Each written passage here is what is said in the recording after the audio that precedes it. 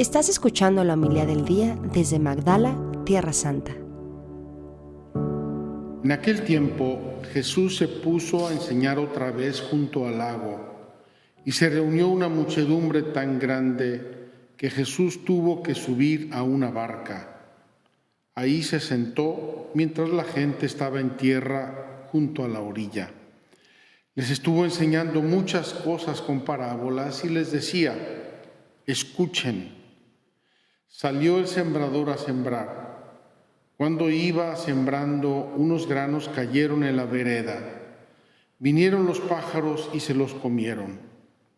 Otros cayeron en terreno pedregoso, donde apenas había tierra. Como la tierra no era profunda, las plantas brotaron enseguida, pero cuando salió el sol se quemaron y por falta de raíz se secaron.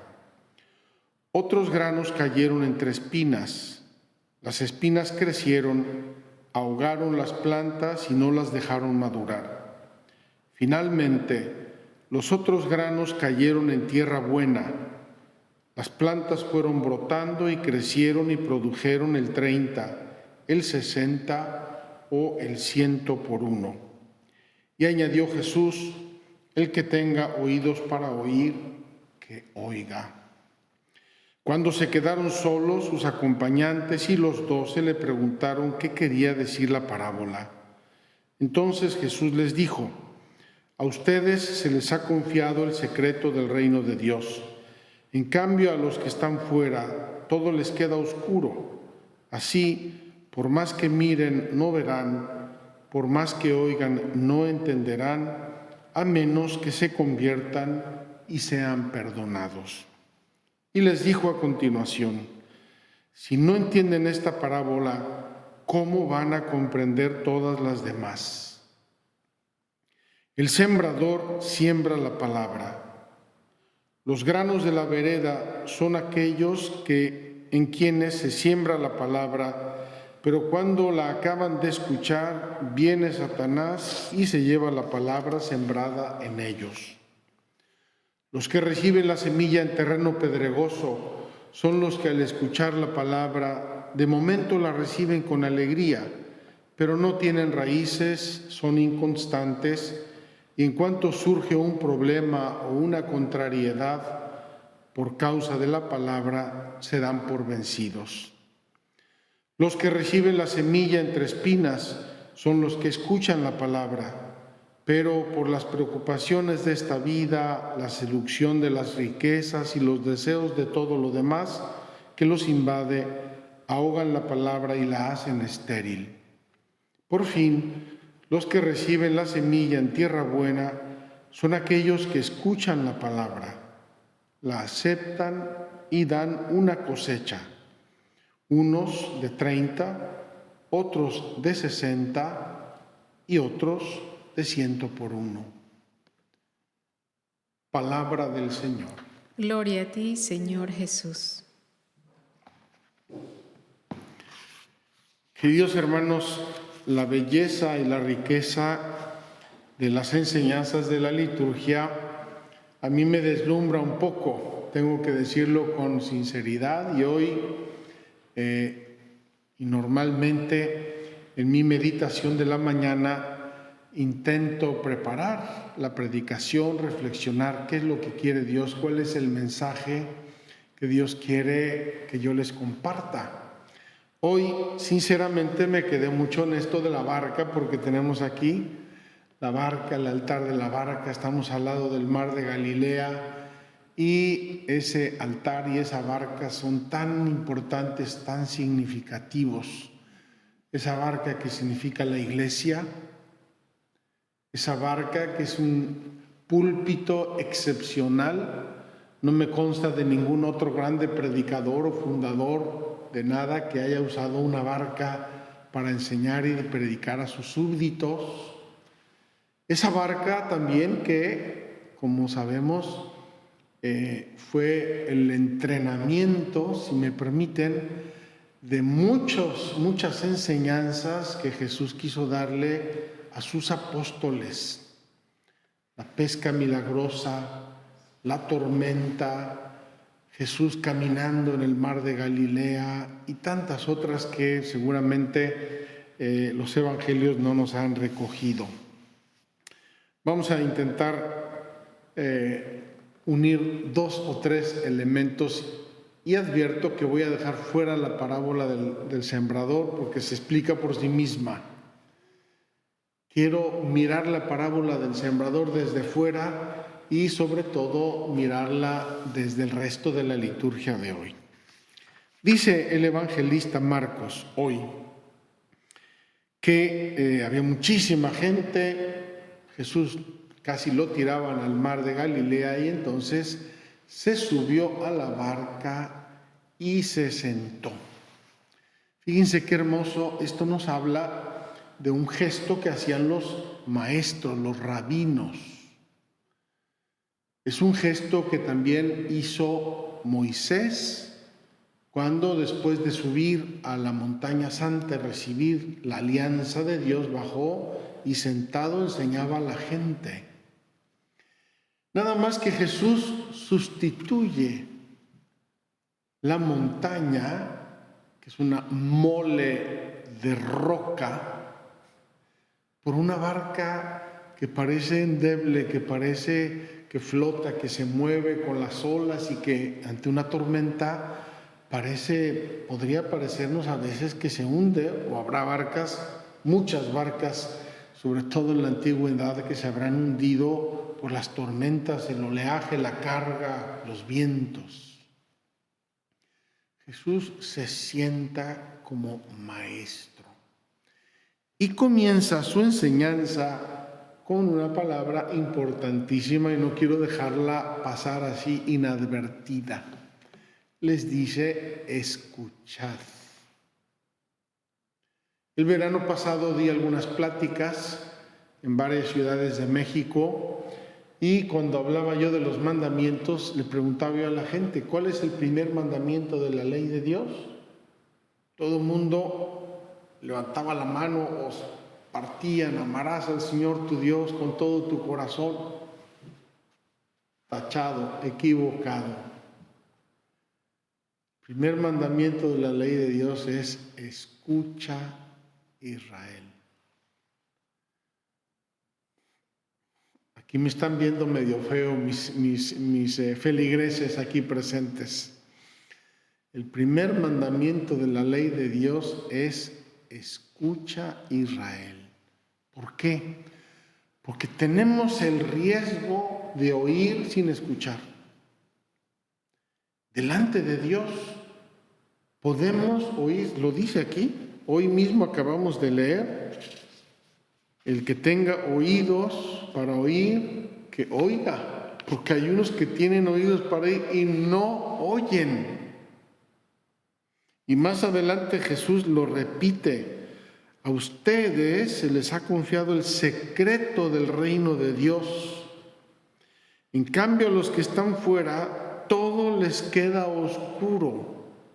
Y cita: por más que miren, no verán, por más que oigan, no entenderán, a menos que, y aquí termina Jesús la cita, a menos que se conviertan y sean perdonados.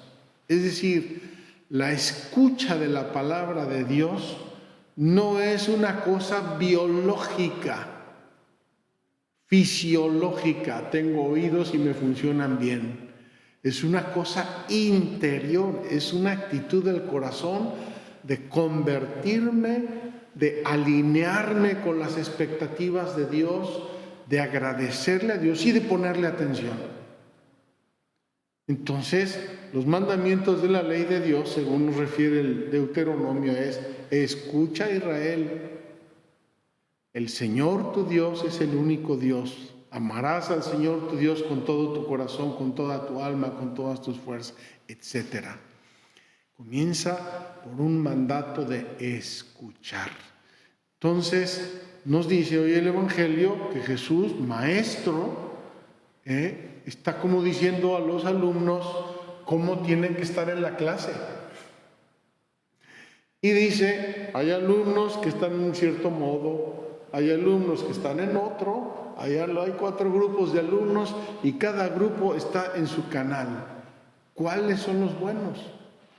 Los que escuchan, los que se convierten y escuchan. Queridos amigos, me parece muy, muy importante porque todo el resto va a continuar de la escucha adecuada. En esas clases donde el profesor intenta enseñar cosas y hay ruido, hay relajo, se levantan, tiran cosas, papeles, se molestan, se pican, se pintan con el bolígrafo, se quitan el iPad, eso no era de mis tiempos, ¿verdad? Se quitan el iPad o se molestan los alumnos, imposible que el maestro pueda enseñarles algo y sobre todo imposible que ese algo entre en sus corazones, entre en sus almas y se quede. Pero la primera lectura nos habla hoy de un artículo del credo. ¿De qué artículo del credo nos habla hoy la primera lectura? Ya la escuchamos todos. ¿De qué artículo del credo nos habla hoy la primera lectura? Porque si no, a lo mejor oímos sin escuchar. Podría yo preguntarle a alguno de los aquí presentes, pero mejor se lo ahorro. Habla de la ascensión. Un artículo del credo sobre Jesucristo dice: murió, descendió a los infiernos, ascendió a los cielos y está sentado a la derecha de Dios Padre Todopoderoso. Lo acabamos de leer. Dice: Cristo, en cambio, a diferencia de los sacerdotes de la antigua alianza, ofreció un solo sacrificio por los pecados, su propia pasión, y se sentó para siempre a la derecha de Dios. Fíjense qué hermoso. Cristo ofreció un solo sacrificio para siempre y para todos los pecados, y con eso y por eso fue glorificado. Jesús en el Evangelio de San Juan dice: seré levantado, y ese levantado tiene 2 fases o 3 fases. La primera fase es la cruz, la segunda fase es la ascensión al cielo, la tercera fase es estar sentado a la derecha de Dios, es decir, tener el poder que le corresponde en la Santísima Trinidad de Hijo de Dios eterno, Dios verdadero. Por eso, por ese sacrificio, por ese ofrecimiento, nos dice aquí que recibimos el reino de Dios. Jesús pagó el precio de nuestra salvación. Jesús nos explica el reino de Dios y nos lo hace accesible si lo escuchamos y si evitamos que las preocupaciones de la vida nos lo arrebaten, si evitamos que la inconstancia haga que se pierdan esas palabras. En fin, Jesús mismo aquí nos está diciendo de qué grupo de alumnos quieres ser tú respecto del reino de Dios. Ubícate.